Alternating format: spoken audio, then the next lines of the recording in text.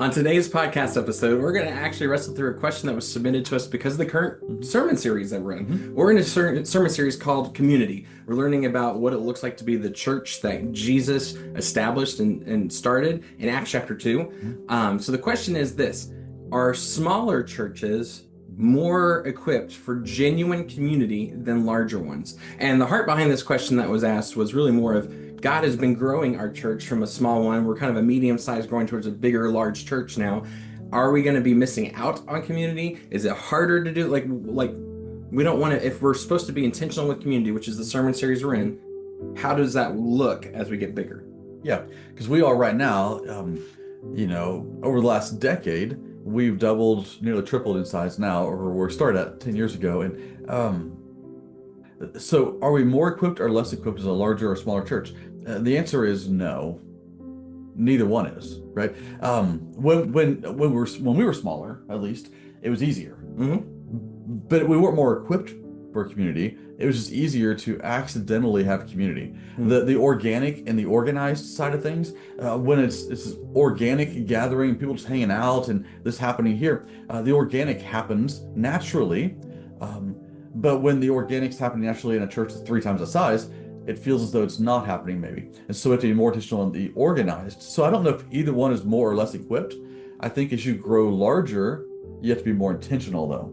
I love, yes, I agree with you. I think smaller doesn't mean you're better at it. I think smaller churches just stumble into it easier. Yeah, because even like, I think of like a family, like it's easier for my wife and I, when we first got married, to be in community. We started adding children. Now we have 2 children, and we have to be more intentional about meeting each other, doing things together, because there's more of us. I think of my family, not just mine, but like I grew up on five of us kids total in my parents' family, and now we're all married and we have kids of our own. It was easier to get together when we all were dating than the 15 grandkids plus and their schedules, plus this schedule, plus my parents' schedule, plus my grandparents' schedule. Like, it's a lot more hectic, and my parents have to be uber more intentional about how we meet, when we meet, what do we do when we meet. Not because the community's not there, because we love each other. It's the same community. We've just grown. Yeah. So in my family, my wife and I, we have 1 child, and we fostered for a long time, had kids and things, and our house is mostly empty of kids now. Our son's in college. We don't have the little kids around anymore. But we've embraced a larger community of young adults, college students, people in our work house. And when we had less in that group, they just showed up whenever. But then we had to get super structured with it, right? So they know this week, this time, this is when they're going to come over, and we had those things because we have to be intentional with it. So I think as churches grow larger, you're talking about this structure, about everything. We have to make sure to provide space for that. Right. Which is why at our church we have things called Oikos. What are Oikos? Oikos is an intentional family that meets about twice a month. Sometimes they meet more than that, depending on what the Oikos wants to do, but they usually meet on the 2nd and 4th Sundays.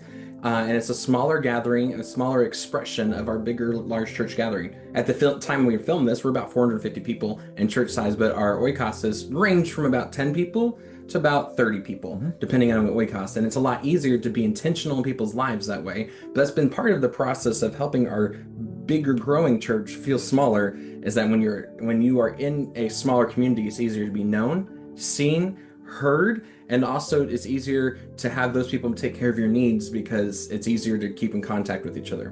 But even as those Oikoses grow and we add people, you have to be more intentional. Every time we add someone, like if I have a small group or a Bible study, I've been the youth pastor here before. I mean, anything. As the ministry grows, as the people you're reaching grows, you have to be like, oh, did I add that person to the chat? Oh, did I do that? Because you build rhythms with the other people, and you got to work the new people into those rhythms. Yeah.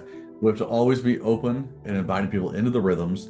Otherwise, you run the risk of your loving, caring community be only loving and caring to those that are inside of it. And we have to open it up to everyone. Adam, I'd love to ask a follow-up question that might be something that someone's wrestling through as we were talking about this. So we have a lot of people who have been in our church for a long time, and there's also been a lot of people who've really shown up the last 5 years as become your community. But you can, in all the conversations, I think with people, they love that God is moving. They can see God moving. The church family is growing. He's multiplying it. If somebody were watching this and they were starting to feel distant and they were starting to feel like I'm not known, I'm not like, what's next steps they could take in intentionality so that way they can be part of what God is doing here Mm. and not get lost in the fray. Yeah, there's a variety of things, and I want to offer you a few options. Number one, this little podcast is being recorded, and I believe it's on Facebook also, right? Mhm. So if you're on Facebook watching this here, make a comment saying I want to talk to somebody. That's one way you do it real easy right there. We'll connect with you because we monitor those comments and we'll see that. You could jump on again. Facebook's a great tool.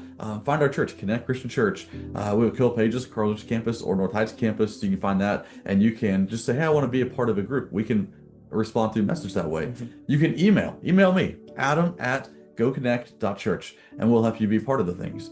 Maybe you want to have a conversation face to face.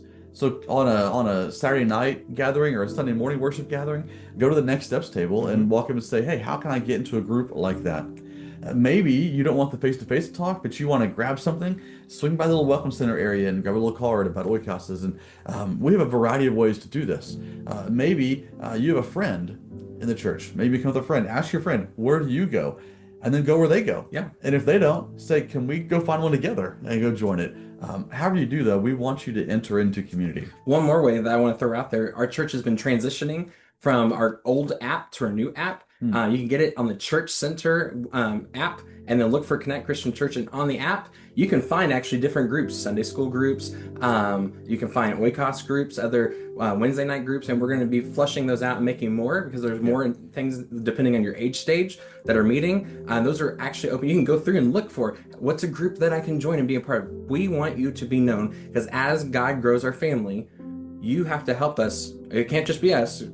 You have to help us. You have to choose to be part of the intentionality saying, "Hey, I want to be known. Hey, I want to be plugged in. Help me." So we don't forget. So that way we can all move forward together. That's a great one. I'd forgotten the app. It's a new switch for us. But I want to say it clearly because you said it super quick there. If you're going to find that app, you would go to your app store on the Apple Store or the Android store, whatever, and you would search for Church Center. Don't look for our church name, Church Center.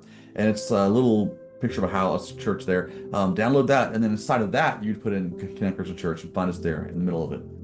Good clarifying. Yeah. So, because again, we want you to connect with those things. So a lot of you have downloaded the app already. So just search for groups. There is literally a thing that says groups. Click that button, and in the app, look for a group, and you can contact the leader of that group saying, "Hey, I want more information." But all of the information should be in there too of when they meet, where they meet, and that way you can be a part of that as well. I hope you take intentional steps along with us to be known, to be involved in the family of God, and then that you are also connecting other people to be known, to be loved, to be cherished. And as God grows our family, we're going to continue to multiply on every level. Church, until we see each other again, you are sent. Have a great day.